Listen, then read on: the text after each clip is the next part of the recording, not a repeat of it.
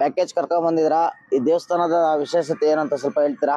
ಇದು ತಮಿಳುನಾಡು ವೇಲೂರಲ್ಲಿರೋದು ನಾರಾಯಣಿ ದೇವಸ್ಥಾನ ಅಂತೇಳಿ. ಇದು ಬಂದು ಇದನ್ನ ಎಲ್ಲ ಕೈಯಲ್ಲೇ ವಾಸ್ತುಶಿಲ್ಪ ಮಾಡಿರೋದು. 10 ವರ್ಷಗಳ ಕಾಲ ಇದನ್ನ ರೆಡಿ ಮಾಡಿದ್ದಾರೆ. ಇಲ್ಲಿ ಬಂದು 1.5 ಟನ್ ಚಿನ್ನದಿಂದ ಇದು ನಿರ್ಮಾಣ ಆಗಿದೆ. ಒಳಗಡೆ ದೇವಸ್ಥಾನದ ಏನಿದೆ ಸ್ಟ್ರಕ್ಚರು, ಪೂರ ದೇವಸ್ಥಾನ ಏನಿದೆ 1.5 ಟನ್ನಲ್ಲಿ ಆಗಿದೆ. ಇನ್ನೊಂದು ಬಂದು ಎದುರುಗಡೆ ಮಹಾಲಕ್ಷ್ಮಿ ದೇವಸ್ಥಾನ ದೇವರಿದೆ, ಅದು ಬಂದು 70 kg ಮೂರ್ತಿನೇ 70 kg ಚಿನ್ನದಲ್ಲಿ ಮಾಡಿರೋದು. ಆಮೇಲೆ ಇನ್ನೊಂದು ಒಳಗಡೆ ಒಂದು ವೆಂಕಟರಮಣ ಸ್ವಾಮಿ ದೇವಸ್ಥಾನನೂ ಇದೆ.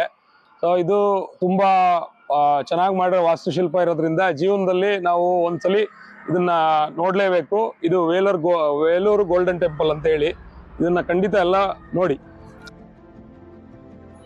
ಈ ದೇವಾಲಯವನ್ನು ಅತ್ಯಂತ ನಿಪುಣ ಕುಶಲಕರ್ಮಿಗಳು ಮಾಡಿದ್ದಾರೆ.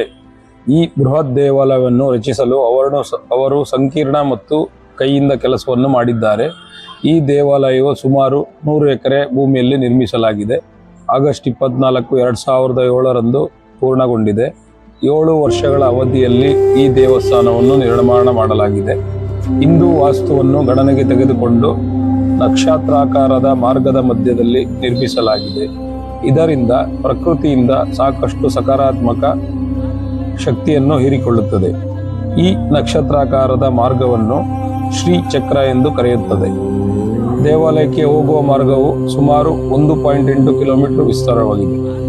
ವೇಲೂರು ಗೋಲ್ಡನ್ ಟೆಂಪಲ್ ಈ ಸ್ಥಳವು ಭಕ್ತರಿಗೆ ಶಾಂತಿ, ನೆಮ್ಮದಿ ಮತ್ತು ವಿಶ್ರಾಂತಿಯ ಮೂಲವಾಗಿದೆ. ಅದು ಅವರನ್ನು ಶಕ್ತಿಶಾಲಿ ಮತ್ತು ಸರ್ವೋಚ್ಚ ಜೀವಿಗಳಾಗಿ ರೂಪುಗೊಳ್ಳಲು ಅನುವು ಮಾಡಿಕೊಡುತ್ತದೆ. ಇಲ್ಲಿನ ಶಕ್ತಿಯು ಜನರಿಗೆ ಅವರ ಬದುಕಿನಲ್ಲಿ ಶಾಂತಿ ನೆಮ್ಮದಿಯನ್ನು ತಂದುಕೊಡುತ್ತದೆ.